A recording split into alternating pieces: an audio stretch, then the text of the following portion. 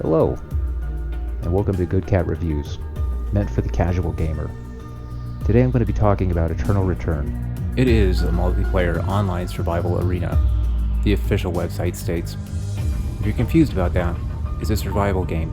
Think Fortnite. Player vs. player, MOBA. Think Dota or League of Legends. It was developed by Nimble Neuron and published by Cacao Games. You can find and play the game for free on Steam for PC. There's talk about it being available on the Xbox console and mobile eventually, but those versions haven't been released yet. It was first released in early access on October 14th, 2020, but has since moved out of early access on July 20th, 2023. So I'm a little late to the review party, but I don't mind being late. So for full disclosure, I don't have a whole lot of experience with MOBAs in general. I played like 7 total rounds of League of Legends over a span of like 5 years, and that about sums it up. I also have only played Eternal Return for around 15 hours. Now with that in mind, let's move forward to the burning question. Is Eternal Return fun? Well, yes, but with a caveat. More on that later. Let's start the game. So when you first boot up the game, you're treated to a neat little cutscene.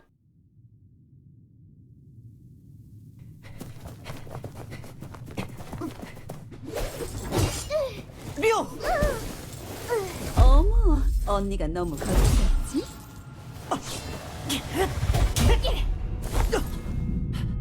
이젠 너무 늦지 않았나? 혼자 남은 주제에 구경만 하는 건 별론데 더 즐겁게 해주겠니?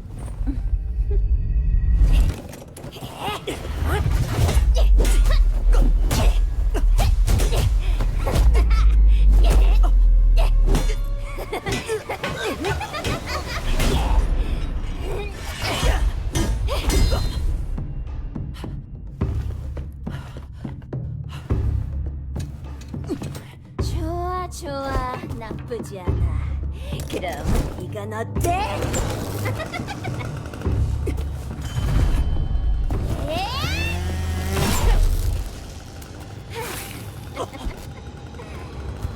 괜히 기대했나? 좀 더 오래 버텨줄 줄 알았는데 뭐 괜찮아.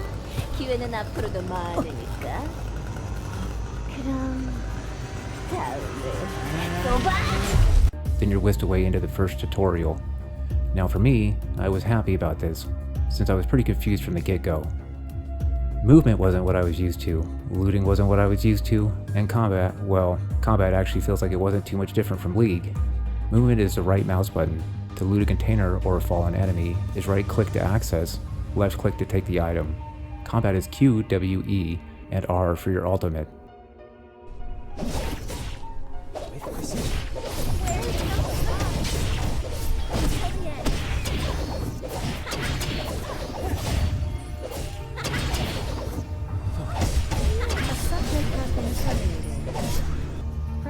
After the tutorial, you are brought into the main screen and you can choose to jump right into the action if you want, or you can complete the next 2 tutorials, or do training against dummies or AI units if you so choose. I chose to complete the next tutorials because, well, I still didn't feel like I knew what I was doing. I'm glad I did, because I didn't know what I was doing.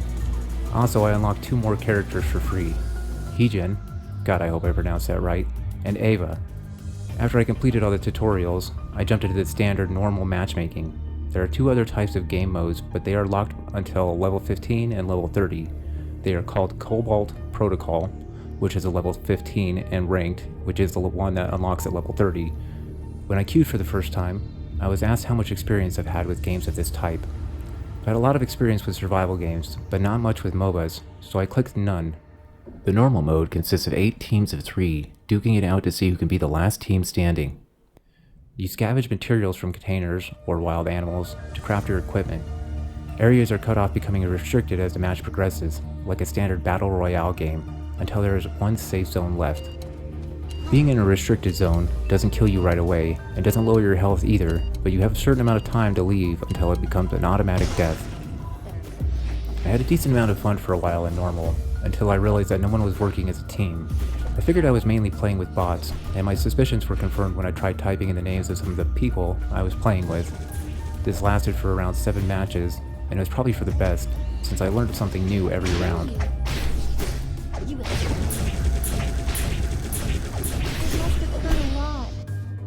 I decided to look at the characters and buy one with the in-game credits I had been receiving.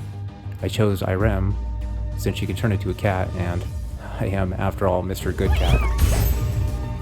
I hopped into a few games with her, and it was pretty ridiculously easy to kill people, or bots, rather. I thought I was doing pretty good until I finally made it into a game with real people.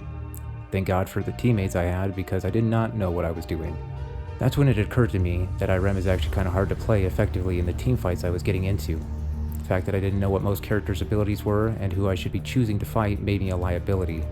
The fact that I was operating on 2 hours of sleep and kept making dumb decisions did not help. In retrospect, it would have been better if I had saved my credits, chose a character who was easier to play and cheaper. Irem cost a little over 8,000 earnable credits, egg coins as they are called in-game. There are some pretty good characters for cheap like He and Woo, Jackie, Leon, which only cost 620 egg coins. There are also quite a few characters at the price point of 2,140. With 70 characters in the roster, it might be a little hard to learn all their abilities and who you jive with best, so I would suggest starting off with the cheaper characters and working your way up. Another thing you will have to learn is the augment system, tactical skills, and the equipment system. Augments are passive skills, and you can think of them like runes from League of Legends. They offer a wide array of customization that can change or mix up how you play a character. Tactical skills are a skill that is set on a cooldown and can offer anything from extra mobility to healing to added damage. Your equipment loadout determines which spots on the map you have to visit to build out your equipment, and can significantly affect your early game strategy, along with what you need for late game. There are also weapon skills which depend on the character you choose. Some have multiple weapons they can choose, and the skill depends on that. Which brings me to key bindings, which is fully customizable, always a plus in my book. Now I think you might see the caveat I mentioned earlier. If you're a MOBA player, this game might be right up your alley, but there will be a learning curve. I admit I didn't do any research on Eternal Return before I started playing, mainly because I didn't want to taint this review, since I wanted to experience it as a fresh to the game player. As a casual player, I'm not sure this game is going to be for you. You'll have to learn how to teamfight, how to pick your targets, who to go after, and which characters do what so you know how to approach a fight. Personally, I don't mind putting some brainpower into a game, but this isn't exactly my genre, and 70 characters is a lot to learn. I might hop in and play some more games. I might even try to master Irem. I still haven't played the Cobalt Protocol mode yet. What do you think? Should I give it some more time? Let me know in the comments below. Now let's talk about the in-game store, which functions primarily off of NP, which is the currency you can exchange for real-life money for. There is nothing in it that is going to affect gameplay unless you count skins and emotes, which I do not. The price points aren't anything egregious, except for a few select items, and the typical uneven currency values that most companies use nowadays. Also, there's a battle pass, another typical thing companies do now. It isn't an outrageous price, but it is around $15 because of the uneven currency. You can earn boxes which unlock skins and emotes through gameplay, but it's random, and you have to disassemble things you earn in order to build the things you want. I guess they have to make money somehow. So, final score time. Is it fun? Well, if you're a MOBA player, you'll probably have a good time. If you're a casual genre flipper like me, you'll have fun for a few hours at least. The game is free, you don't lose much just from trying it, so give it a shot and let me know how it goes. Well, time for the mandatory begging. So if you got what you came for, feel free to jump to your next video, or mine if I have one up. Please subscribe and like this video so the YouTube algorithm can show me some love. If you feel like showing me some additional love, head over to my Patreon and donate. Tuna and catnip isn't cheap. If you feel the need to tell me something, feel free to drop by my Twitter or leave a comment. Oh, and eventually I'll be streaming on Twitch.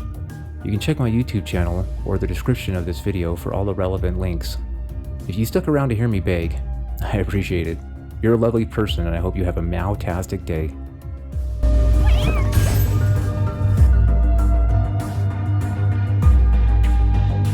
Meow, meow, meow, meow, meow, meow, meow, meow, meow, meow, meow.